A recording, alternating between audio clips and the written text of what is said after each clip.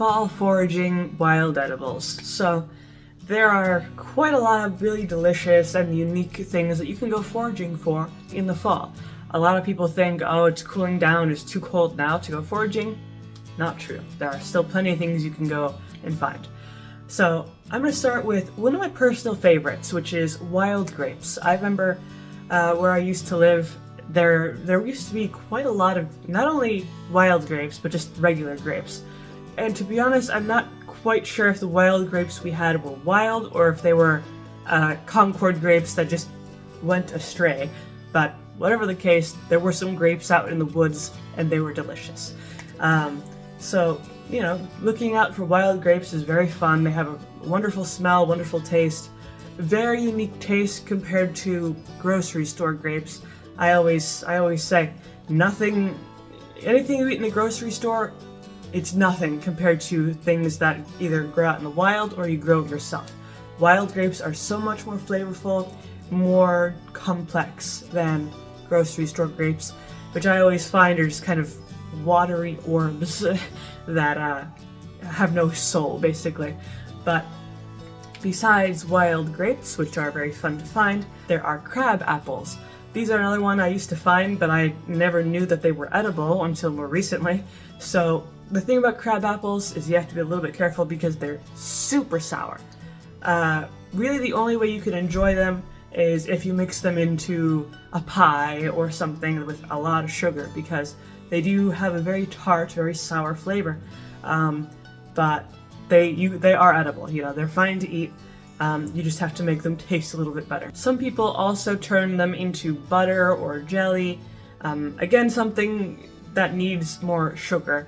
But again, there are lots of things you could do with crab apples. Elderberries are a really popular option right now among the kind of more holistic community. Elderberries for hundreds and thousands of years have been popular for kind of the natural medicine sort of thing, but also they're very flavorful and nice to eat. You can make wine, you know, elderberry wine, you can make jelly, you can make desserts. Some people even make tinctures out of them or make mead out of them.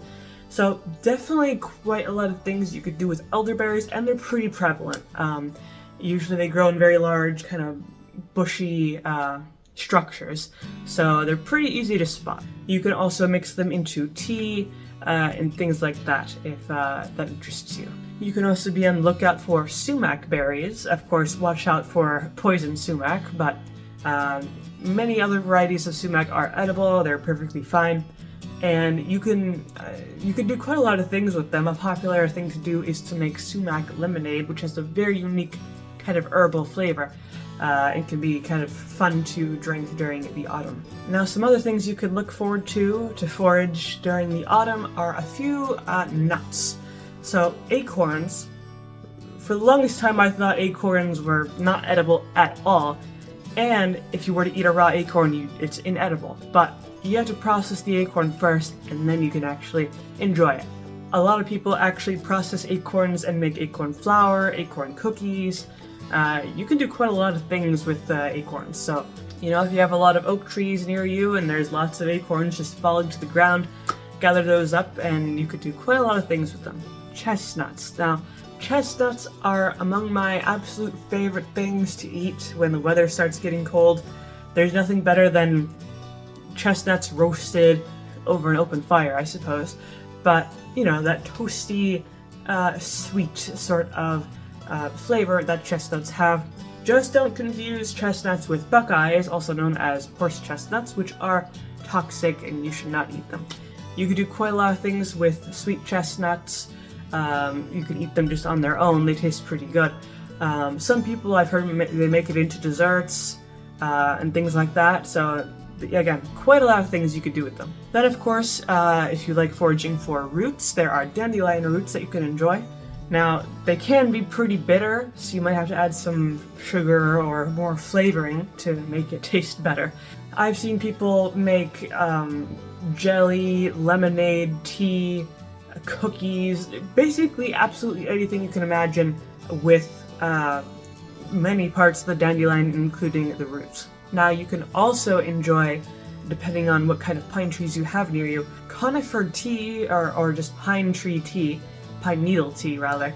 The good thing about conifers is that the majority of them are edible except the yew tree, which is toxic and you should not try to eat it or drink it. So consider if you have a fir tree or a spruce tree or something like that, because you can eat the needles. Now, eating the needles alone won't be that pleasurable of an experience, but what people like to do is steep those needles into a nice pine needle tea, and that is very flavorful because you know how pine needles smell. You can transfer that into a flavor, add a little bit of sugar if you want, or just drink it.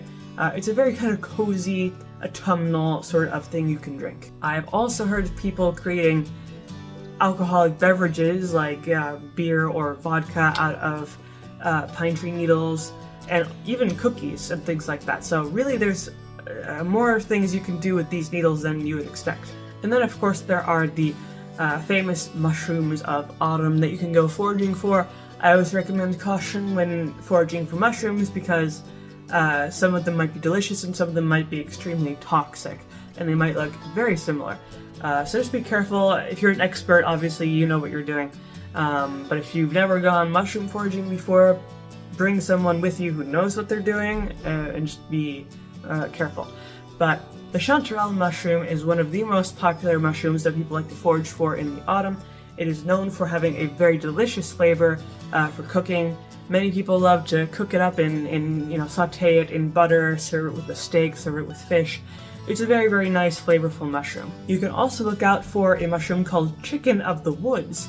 And as the name suggests, it's kind of a meaty sort of mushroom, which is very unique. They're kind of a bright orange mushroom that grows in layers with kind of a bright yellow underside, and you can just kind of pluck them off the tree or wherever they might be, and they're pretty good. I mean, they're called chicken of the woods for a reason, so they taste pretty good. And then lastly, there are oyster mushrooms, which are kind of similar. They grow on logs and things like that, and they have a very decent flavor that again can be enhanced with butter and other cooking methods.